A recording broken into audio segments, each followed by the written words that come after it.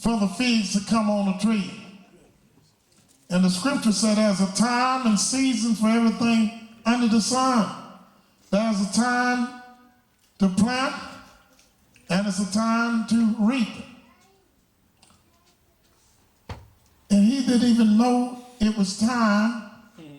It wasn't time for the tree to have any fruit. He didn't even know it. What man in his right mind gonna run to a fig tree in January thinking he's gonna find some figs in his right mind?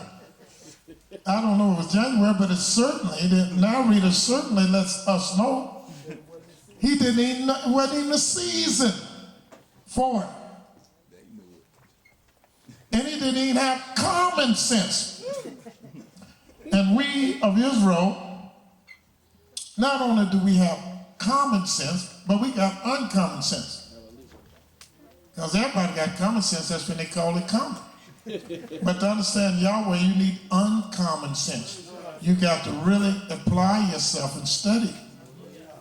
And it said that he got to the tree and didn't find nothing on the tree. Didn't he know the tree didn't even supposed to have fruit? And what did he do? And JC answered and said unto it, no man eat fruit of thee hereafter forever. He cursed the tree. Angry, vengeful, vindictive self. Cursed it because it didn't even have no fruit. Now, does that look like that's the Most High? Does that look like he's all seeing, all knowing, almighty? It certainly doesn't look that way to me. But they're going to claim that this man is the Most High.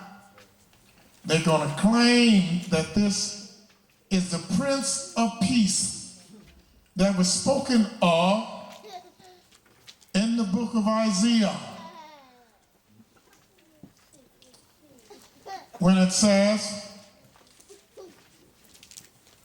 in the book of Isaiah, the 11th chapter, or should I say the 9th chapter, the 6th verse, it says, for unto us a child is born. Born to us a child is born. Who is us? Israel. Unto us. Unto us a son is given. a son is given. And the government shall be upon his shoulder.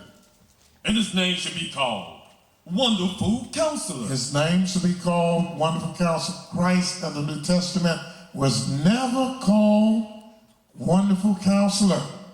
Nowhere in the book was he ever addressed by the title of Wonderful Counselor.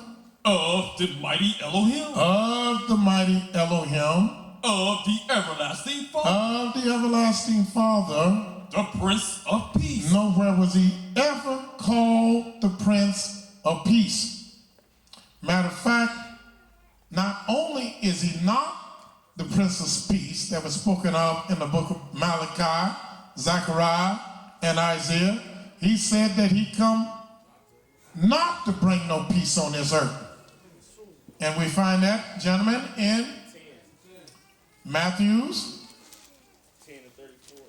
Look at these brothers here. They getting sharp. I better go to the sisters now and give them a chance to answer this. Go to the book of Matthew, the 10th chapter,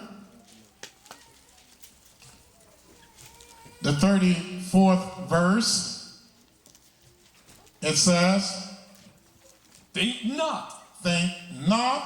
He tells his people that around him, his disciples, in the multitude, he says, think not that I am come to send peace on earth. I'm not the Prince of Peace, because I didn't even come to bring peace on the earth, but a sword. But I came to bring a sword on the earth.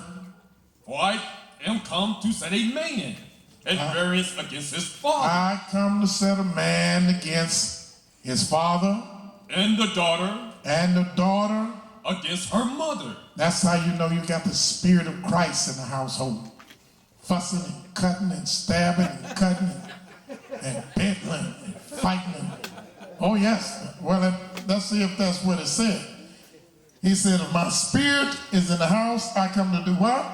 I am come to set a man. I come to set a man at variance against his father.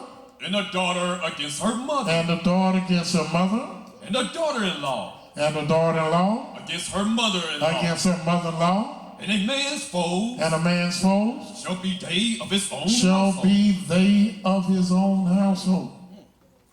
Well, look how many of your relatives that are Christians quit associating with you because you're Israel.